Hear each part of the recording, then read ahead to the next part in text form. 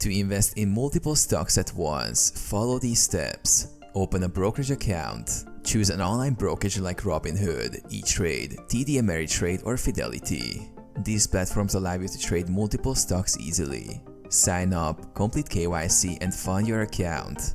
Research stocks or ETFs. You can invest in individual stocks or use exchange-traded funds, which bundle multiple stocks from different sectors or indices into one investment. Research the stocks or ETFs that align with your goals. Use stock baskets or custom orders. Many brokers, like M1 Finance or SoFi, offer stock basket features that let you invest in a pre-selected group of stocks. You can also create a custom basket by choosing multiple stocks manually, adding them to your portfolio. Place bulk orders.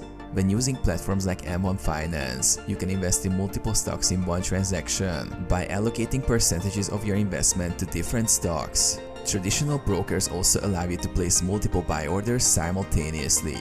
Monitor and rebalance. After investing, track the performance of your stocks or ETFs. You can periodically rebalance your portfolio to ensure it aligns with your financial goals.